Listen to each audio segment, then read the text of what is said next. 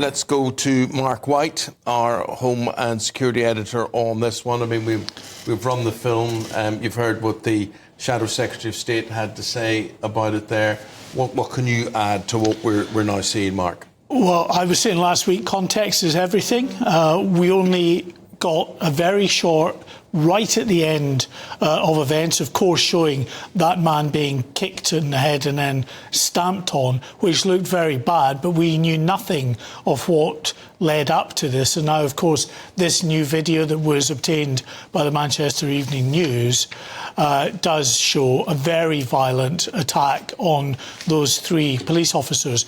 Now, just to put it in context, what had happened was that the police had received reports of allegations of a violent assault in and around Manchester Airport.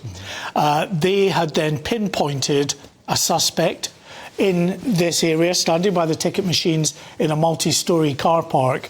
They'd gone up to that person. It's the one now lying prone on the ground with the light top and the blue and the light blue shorts. They'd gone up to him. I don't know if we can run it again.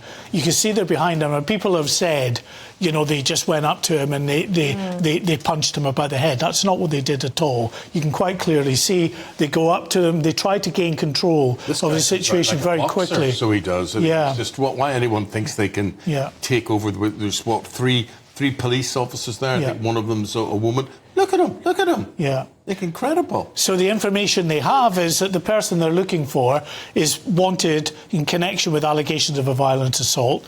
They need to gain control of that person. So they're up behind him.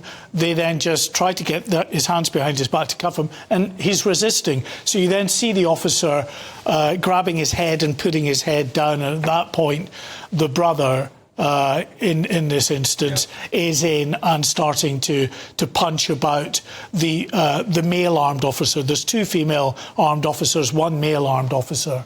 You use the whole word context, and you're absolutely right. However, I would look at the police officer and I would say, you lost it, you went too far, you lost control there. He's still going to find it hard to come out of this smelling of roses, isn't he? Well, I'm not prepared to go that far and categorise it as that, because I don't know what that individual officer perceived. Remember, these 2 men, we've counted it, were responsible between them for punching those 3 officers in and around the head 15 times, 15 separate punches, and that male officer received at least half a dozen punches to the head. So I don't know what kind of state he was in, concussed, confused.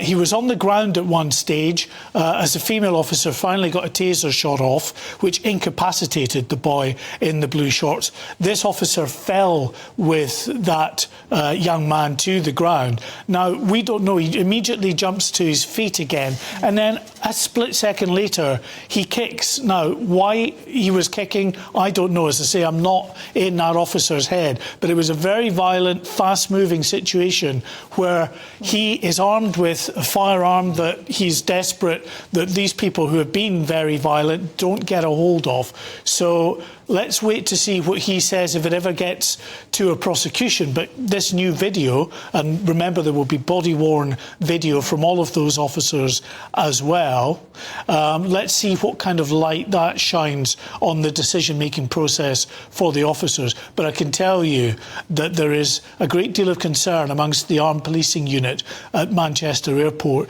with already some officers deciding that for a while at least they don't want to carry firearms because of the potential for situations to get out of control, and then with the benefit of hindsight, everybody deciding that, you know, you did wrong, making a split-second decision with what you were faced with, and now you're facing a potential prosecution. We've seen it before in the Met, when officers have been charged subsequently after shooting someone who they rightly believed was a threat to them, and officers handing in their tickets. Yeah, terrible dilemma for anybody, and you would say, why would anybody even want that job, to be in charge of a firearm, trying to protect people at an airport and being judged the way you would be judged.